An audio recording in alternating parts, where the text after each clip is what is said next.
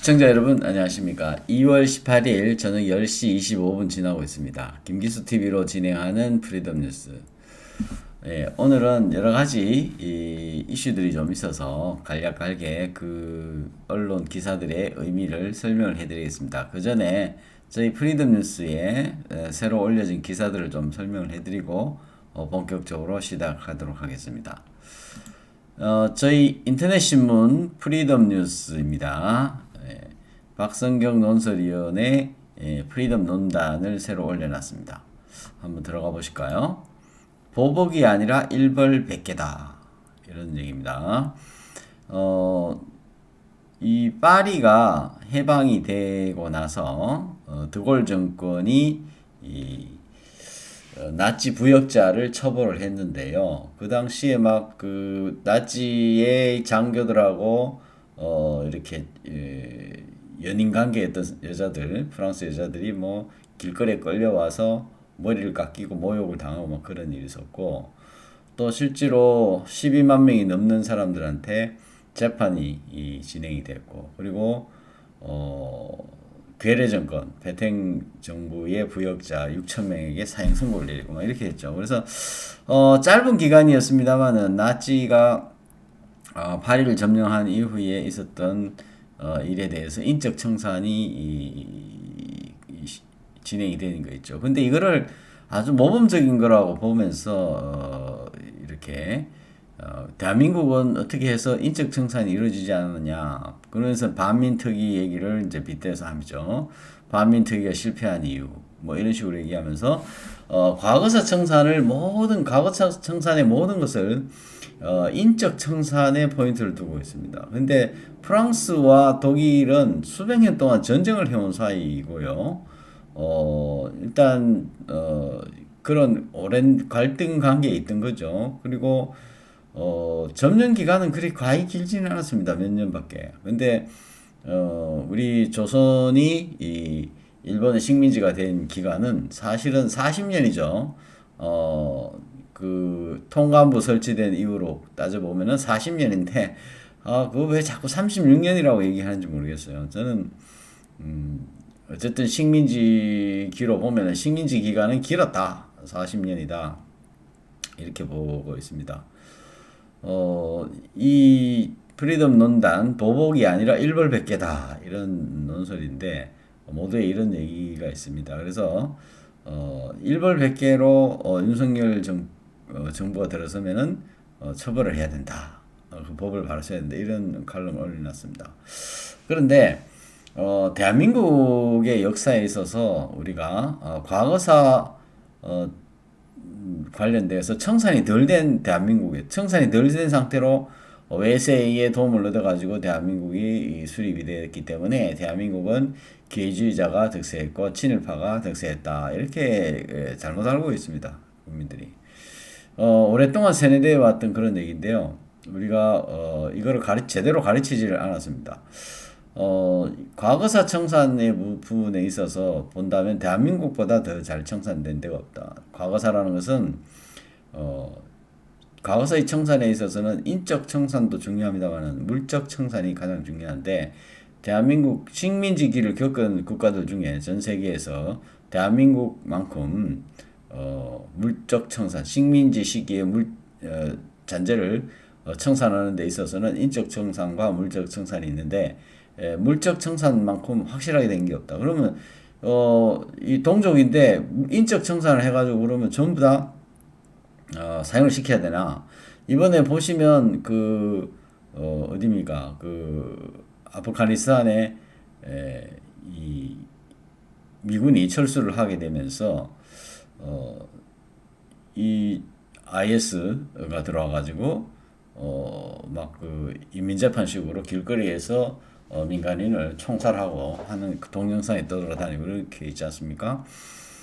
그런 것들이 이제 보복인데, 제가 볼 때는 그런 인적 청산이 어떤 도움이 있겠는가? 결국엔 동족을 죽였잖아요. 결국에는 지금 동족을 죽였다는 이유로 제주 4.3 사건도 재조명해야 된다고 그렇게 떠드는 사람들이 왜 인적 청산에 그렇게 너그러웠던 이승만 대통령에 대해서 왜 그렇게 자기들이 엄격한 잣대를 드는가? 제가 볼 때는 자가당착도 그런 자가당착이 없다.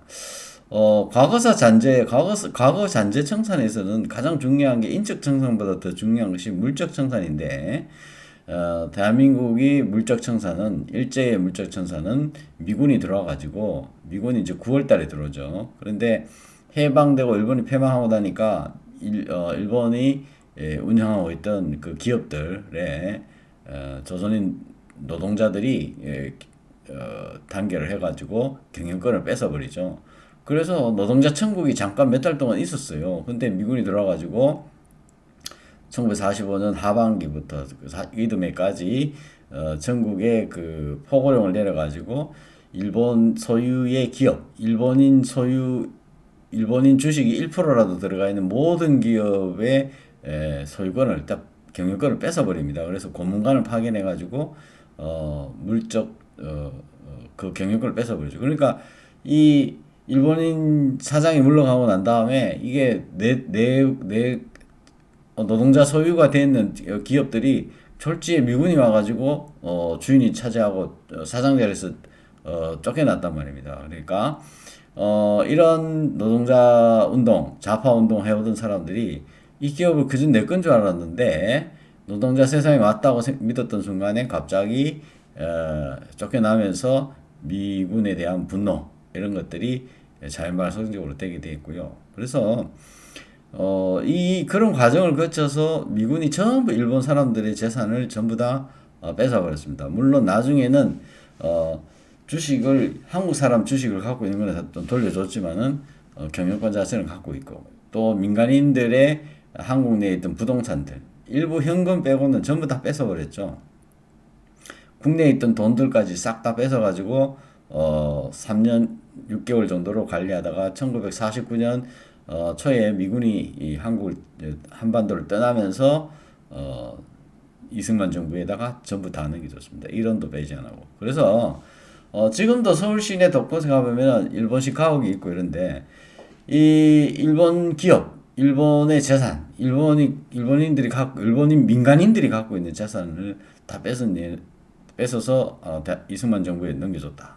그렇기 때문에 이 자익들은 정말 좋다고 말하는 거예요. 그러다 보니까 이거 다시 하자. 이 답판 다시 하자. 이게 기회주의자가 득세했다. 이승만 정부에서 일본인 기업들을 미군으로부터 넘겨받아 가지고 그거를 유능하고 일 잘만한 사람들한테 불화를 해버렸죠. 돈 주고 판 겁니다. 불화를 했는데 그 자익들은 돈이 없으니까 그걸 못 받은 거고 돈 주고 산 사람들은 행제를 한 셈인데 어쨌든 그래서 기회주의자가 득세했다. 친일파가 득세했다. 이런 얘기들이 나오는 겁니다. 근데 친일파도 조선인이고 우리 조선인인데 일본 사람 하나도 없습니다. 그래서 인적 청산은 일본인들이 대거 일본으로 건너갔습니다. 거의 다 건너갔습니다. 그래서 일본인 상대로 살인 약탈들이 막 일어났기 때문에 인적 청산이라는 것은 일본인들이 전부 수십 년 동안 이주했던 일본인들이 일본으로 다 건너가면서 인적 청산이 완전히 해결이 됐고 그 다음에 물적 청산도 일본인이 갖고 있던 모든 재산을 다 뺏어가지고 대한민국 정부 수립의 밑전으로 들어갔기 때문에 인적 청산도 물적 청산도 완벽하게 이루어진 거죠. 이렇게 물적 청산이 식민지배 청산이 이루어진 일은 전혀 없습니다. 대한민국만큼 인도 아프리카의 여러 나라들 전혀 전쟁 시기에 식민지 국가와 피식민지 국가 민간인의 재산을 이렇게 대량으로 뺏어가지고 그 나라에 준 예는 없습니다. 이것은 미군정이 일본을 약화시키기 위해서 일부러 한 겁니다. 일부러 하고 그렇게 된 겁니다. 일본의 힘을 뺏기 위해서 민간인 재산까지 다 뺏어버린 겁니다. 그런 치욕을 당한 겁니다. 일본이 그런 치욕을 당했고 그 다음에 그렇게 한 천황이 무슨 인기가 있었겠습니까? 식물 상태인 인간 선언, 신이 아닌 선언을 하고 천황제를 유지시켜 준 것은 그 천황제 유지가 자익들에게 싸우기에는 딱 좋은 그런 구도이기 때문에 가능하다. 천황제를 없애버리면 일본의 자익을 통제할 수가 없다라는 판단하에서 천황제를 유지시킨 거거든요. 자, 우리가 과거사 청산, 제가 이 얘기를 왜 길게 하느냐? 지금 문재인 적폐 5년을 쌓아놓은 거를 앞으로 어떻게 해야 될 거냐? 그러면 똑같습니다. 이승만 정부가 한 것처럼 인적 물적 청산을 해야 됩니다. 그래서 일자리 창출 운동 해가지고 정부 공기업에 전부 내려갔던 사람들 제자리 원대 복귀 시켜야 될 것이고, 그 다음에 뭐 4.15 부정선거도 철저히 조사해가지고 부정선거로 당선된 국회의원들 전부 다 자리 원대 복귀 시켜야 될 거고, 인적 청산, 그 다음 물적 청산, 국가에 대해서 엄청나게 손해를 일으킨 자들에 대해서 철저히 징수를 해가지고 책임 추궁을 해서 재산을 회복을 시켜야 될 것이고, 여러 가지 대장동 사건들 같은 거를 전국적으로 수사를 해가지고 전부 다 이익을 환수를 시켜야 될 것이고, 이것이 문재인 정부 5년 청산이다. 문재인 정부를 인적 청산하려면은 인적 청산, 물적 청산을 한꺼번에 해야 된다라는 얘기입니다. 대한민국은 절대 기회주의자가 득세한 나라가 아니고 친일 잔재가 청산이 안 된 나라가 아닙니다. 엄청나게 청산이 완벽하게 되기 때문에 엄청나게 평등한 세상이 갑자기 이루어지면서 전쟁 겪고 이러면서 성장할 수 있는 토대가 그때 마련이 된 겁니다. 예, 그렇게 보시면 되겠고요. 저희 프리덤 뉴스 인터넷 신문을 좀 후원을 해주시면 감사하겠습니다. 기사 하단에 보면 CM에서 회원가입 방법이 있는데 프리덤 뉴스 정기 후원이 조금 더 쉽습니다. 예, 그래서 이 정기 후원 배너를 누르면 이 해피나눔 회원가입으로 들어가게 되어 있습니다. 단체나 개인 후원으로 이렇게 하시면 됩니다. 자, 이제 토론으로 논평을 시작하겠습니다. 지금 광주 오늘 논평 제목의 첫 번째가 호남 민심 뒤흔드는 대형 쇼핑몰 공약입니다. 호남 민심 흔드는 대형 쇼핑몰 공약. 윤석열 광주에 대형 쇼핑몰 공약했더니 여당이 반대한다. 정당이 이래가 되겠느냐라는데, 윤석열 후보 쪽에 이 전라도 쪽에 이 공약을 개발해낸 사람은 참 머리가 좋은 것 같습니다. 광주 서구갑의 주동식 대표 같은 경우에는 이제 이런 쇼핑몰 공약을 과거부터 하던데 이 공약을 반영한 것 같아요. 그러고 보니까 광주 사람들이 정신을 차리고 보니까 이거 뭐지? 야, 이거 내가 이때까지 이용당한 거네. 보니까 광주만 소외되어 있었네. 지금 이 말이죠. 이 인민들이 등 뜨시고 배부르면 딴 생각한다. 이게 김일성 왕가의 그 통치 비법이잖아요.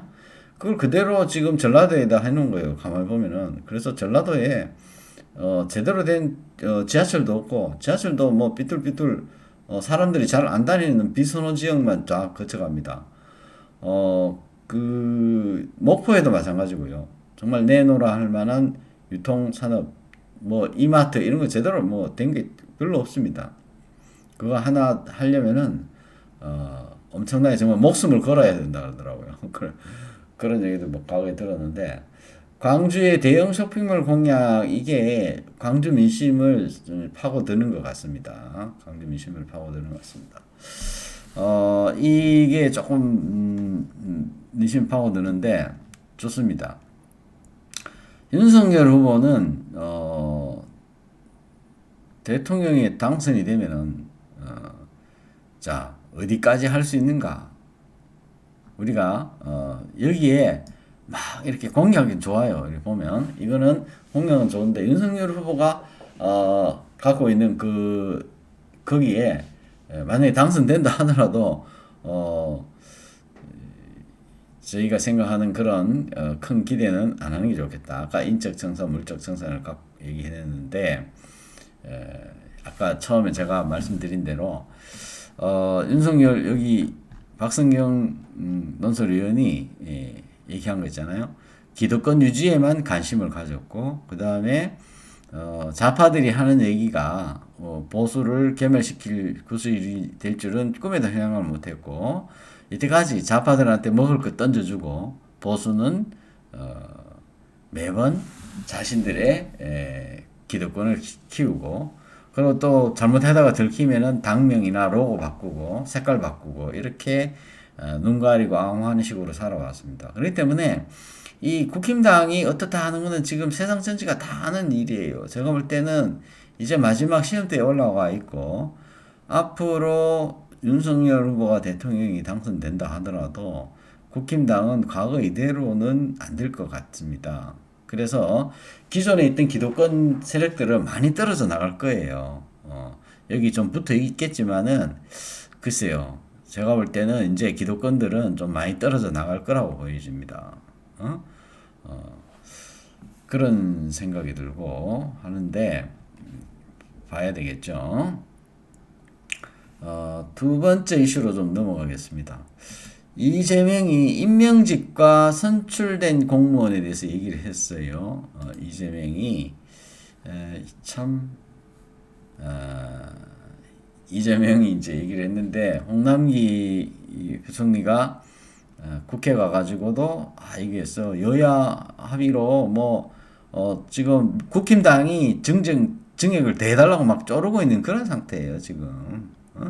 지금 민주당에서도 양식 있는 사람들은 됐다 이렇게 얘기하죠. 이재명 같은 경우에는 야 받고 더블로 가자 뭐 이런 식이거든요. 그러니까 홍남기가 14조 딱 해가지고 기업 한정에 300만 원씩 지원한다. 자영업자 300만 원 지원한다. 여기서 아니 더 풀어라 이런 식으로 얘기하죠. 아니 본인 대통령 된 것도 아닌데. 그러면서 이런 얘기합니다. 임명직은 선출직에 복종해야 된다. 그게 민주주의다. 이렇게 얘기하는데, 그야말로 이 파시스트라는 적인 사고방식을 그대로 드러낸 거죠. 임명직은 법에 복종하듯이 선출직에 복종하는 게 아닙니다. 선출직은 임명직들을 관리하고 감독하는 지위에 있는 거지, 선출직이 임명직을 지휘하고 명령하고 복종시키고 하는 게 아닙니다.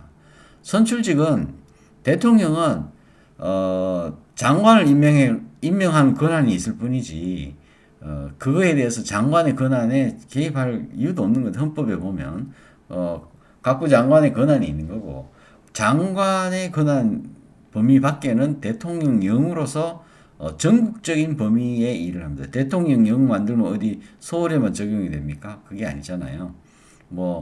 대통령령으로 할 수 있는 것들을 법률의 범위 내에서 자기가 할 수 있는 것들을 할 수 있는 것이지, 그 구체적인 세부적인 상황에 대해서는 장관이 독단적으로 하는 거고, 장관도 역시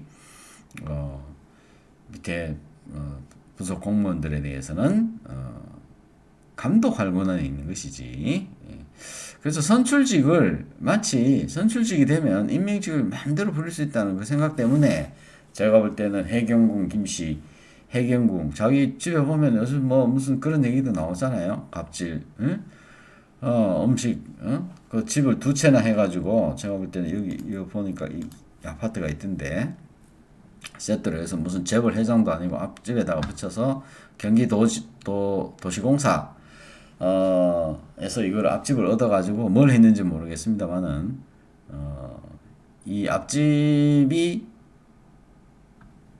이렇게 얻어놓으면은 여기에 이재명의 자택에 누가 들락날락 하는지 알 수가 없는 것이고, 이런 안가 같은 걸 만들어가지고 만들었다는 것 자체가 놀라울 노자입니다. 이런 정말 70년대나 생각해 볼 만한 도지사 정도 되면 저렇게 안가까지 하고 있다. 야, 이것에 대해서 국민들이 엄청나게 분노하고 있는 거 아니겠습니까?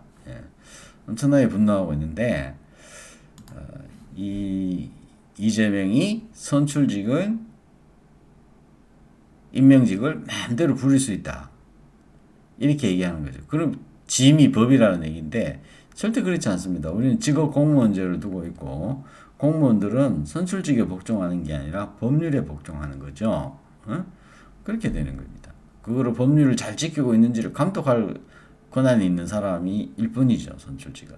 도지사도 그랬는데, 지난 성남시장을 어떤 식으로 해먹어 왔는지 이재명의 발언에서 너무너무 잘 알고 있습니다.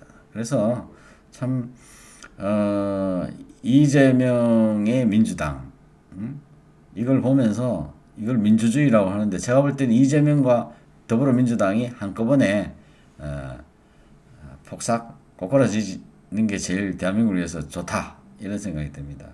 뭐 이재명의 역사 인식은 더 말할 것도 없고요. 예, 그렇습니다. 자, 또 넘어가겠습니다.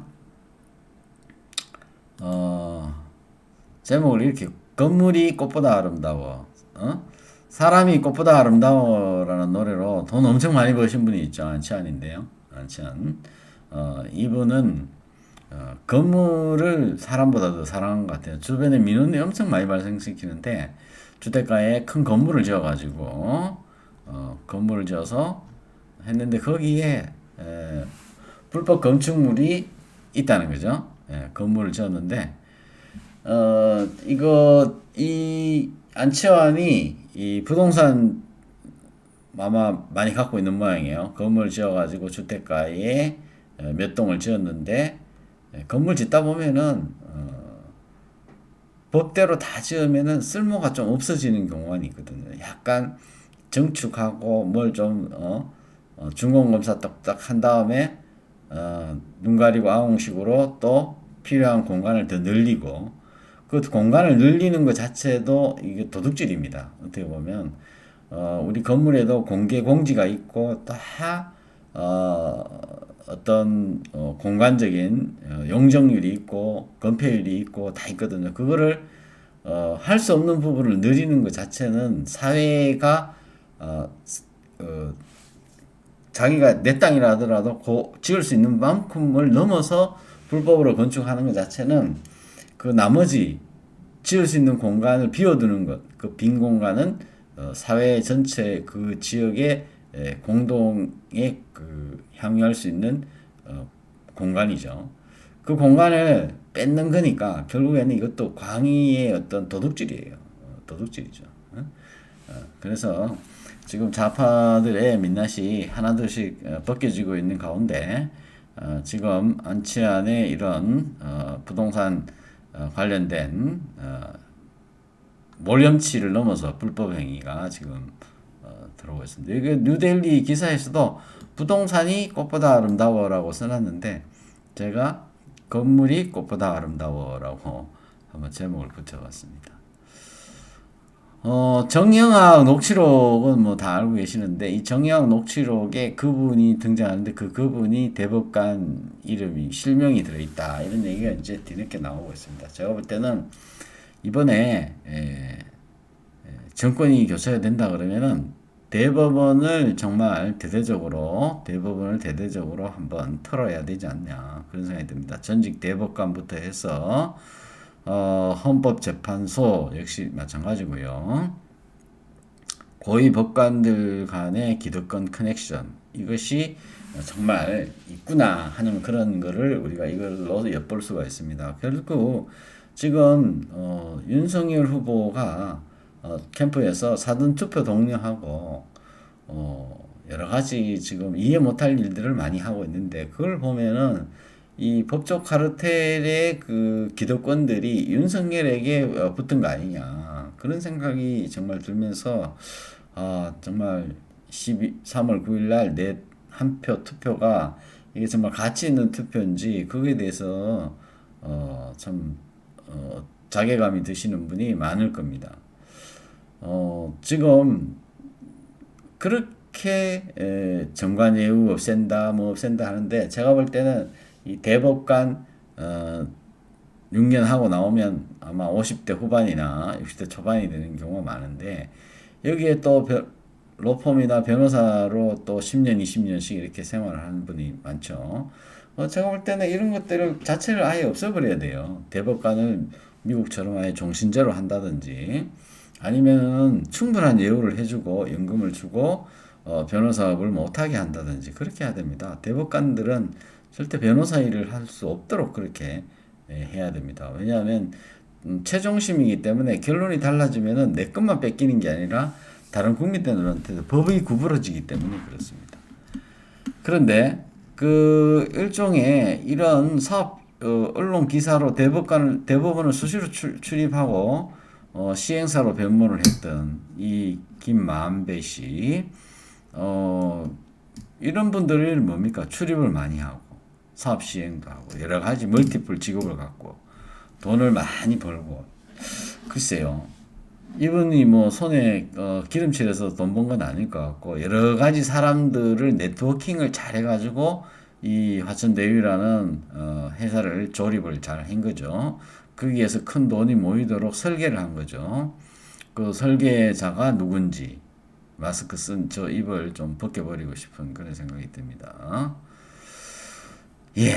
그 앞으로 우리 이진아 선생님이 댓글도 주셨는데, 이 정권 교체가 아니라 문재인 정권 종식은 되겠죠. 문재인 정권 종식은 되겠습니다만은, 기득권이 박근혜 대통령을 탄핵시킬 만큼 부패했던 이 법조와 언론과 이 기득권들과의 끊임없는 싸움을 해야만이 될 겁니다. 그런데 그 중에서 한 파트가 우리가 세뇌당하지 않아야 된다.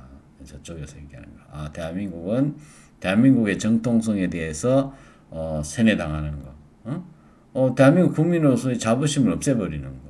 그 노예화 만드는 거예요. 그래서 대한민국은 전직 대통령부터가 그렇잖아요.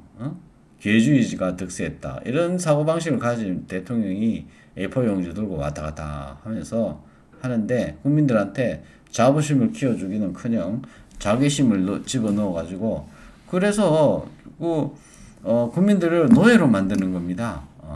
대한민국은 기회주의자가 득세한 나라다. 이런 얘기들을 하고 한 나라고, 또 뭐 도덕이 우울하다라는데, 도덕이 우울하긴 하지만요, 그래도 건전한 사람들이 더 많습니다.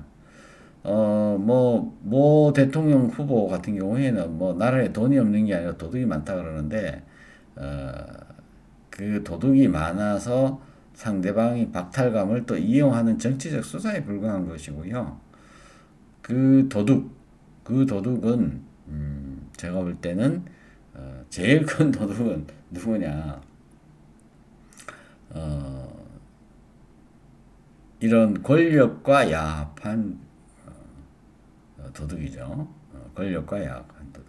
그래서 권력 주변에 있으면 돈은 저절로 벌리는구나라는 것을 상징적으로 보여주는 일이 대장동 아니겠냐 싶은데, 이 김만배 씨는 그 얘기 들으면 서운할지도 모르겠습니다만은, 본인이 언론 기사로서 넓힌 그 인맥을 가지고 사업에 10분 활용했다는 점에서, 그리고 대한민국의 사법 권력이 반드시 사법부, 검찰 권력, 이런 권력들이 뒷배를 봐줄 만한 권력들하고 친해야 부동산 시행 사업도 할 수 있다라는데, 이 자체가 웃기는 겁니다.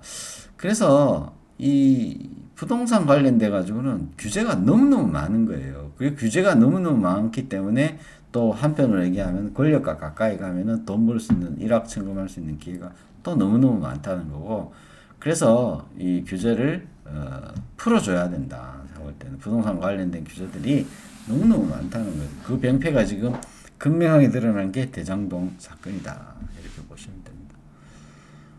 예. 오늘 방송은 여기까지 하고 모두 마치겠습니다. 저희 프리덤 뉴스 인터넷 신문 다시 한번 시청해 주시면 대단히 감사하겠고요. 하나 더 얘기할 게 있는데, 마치겠습니다. 요거 좀 더 해야 되겠습니다. 제목을 안 적어놨는데, 북한 인권단체 총연합, 전국 탈북민 연합이 신문 광고를 냈어요. 탈북어민 강제 북송 사건 진상규명과 처벌 요구한다. 그 다음에 남북 하나재단 이 문제 많다는 지적을 한번 했어요. 남북 하나재단이 이 원래는 법률이 없는 법정 재단인데, 탈북민 지원 재단이거든요. 정식 명칭은. 근데 남북 하나재단 이래가지고 무슨 남북 통일과 관련해서 마치 북한을 지원하는 재단처럼 그렇게 인식되도록 했어요. 예, 요 부분이 있는데, 요게 이제 다음 정권에 이제 문제가 될 것 같고, 지금, 미래를 여는 청년 변호사 모임, 자유대한호국단, 이 단체에서, 요번에, 대선에도 사전투표 용지에 QR코드를 쓴답니다. 그래서, 중앙선관위 이 위원장 노정희, 사무처장 김세환, 사무처장 박찬진, 선거국장 김재원 이런 사람들을 허위 공문서 작성 그러니까 죄로 고발했습니다. 사전투표 용지를 허위 작성했다는 거죠. 공문서기 때문에 고발했다는 기사를 좀 알려드리고요. 지금 태블릿 PC 얘기를 또 까먹을 뻔했는데 이 태블릿 PC 최소원 씨가 태블릿 PC 가한부 결정을 했습니다. 태블릿 PC 가한부 결정을 했더니 한부 요구를 했더니 검찰청에서 당신 건지 확인이 안 된다. 당신 게 아닌데 최소원 건인데 당신 게 아닌데 왜 돌려달라느냐 거부했죠. 그래서 그 이동환 변호사가 민사소송을 냈어요. 태블릿 PC 돌려달라고. 그리고 돌려줄 때까지 그거 점유전 금지 누구한테 주지도 말고 내주지도 말고 검찰이 네가 딱 갖고 있거라. 그런 대신에 그 태블릿 PC에 손대지 말아라. 절대. 변개 말이 좀 어려운데 일본 말입니다. 변개 폐기 내다 버리지도 말아라. 앞서 우리 이제 오래되면은 이 폐기할 수도 있거든요. 누구 소유인지도 모르고 환부할 대상을 알지 못할 때는 폐기했거나 아니면 환가해가지고 금전으로 보관하도록 그래 돼 있는데 태블릿 PC 이거를 없애버리는 게 제일 좋잖아요. 검찰 입장에서는. 그런데 우리 이동환 변호사가 용감하게도 최소원 씨를 대리해가지고 태블릿 PC 폐기 등 금지 가처분을 결정을 받아냈어요. 그래서 이 본안 소송 판결 때까지는 일단은 이 태블릿 PC가 그대로 있게 되어 있습니다. 이 태블릿 PC에 대해서 지금 요거는 이제 사진인데요. 과거에 있던 그 처음에 포렌식 했던 자료에 나왔던 그 사진 같아요. 요거를 2016년 10월 24일 날 서울중앙지검이 이미 제출받아가지고 압수조서를 한 4일 뒤에 작성을 했어요. 그것도 웃기는 거죠. 받자마자 압수조서를 작성해야 됩니다. 누가 제출했는지, 언제, 어디 때 누가 제출했는지, 소유자는 누군지 쓰도록 그렇게 돼 있어요. 그걸 안 썼습니다. 그런 태블릿 PC를 흔들어서 대통령을 탄핵시키고 이 태블릿 PC의 내용이 뭐가 들어있는지도 모르는데 언론에서 마구 흘러서 나왔고 그 당시에 민정 라인이 완전히 붕괴되어 있습니다. 정무 라인도 그렇고 이 태블릿 PC가 제대로 어떤 내용이었는지 에 대해서 대통령한테 보고가 전혀 안 된 것 같아요. 앞으로 이 부분만 계속 파고가 들어도 탄핵의 진실이 밝혀지지 않겠나 이런 생각이 듭니다. 우리 이동환 변호사님께 격려의 함성 1초 발사 이렇게 했으면 좋겠습니다. 자, 이동환 변호사님 힘내십시오. 열심히 응원하는 우리 시민들이 많이 있습니다. 감사합니다. 오늘 방송은 여기까지 하고 모두 마치겠습니다. 저희 프리덤 뉴스 회원으로 가입해 주십시오. 그리고 저희 김기수 TV로 운영하는 프리덤 뉴스 오늘 이 썸네일은 신세계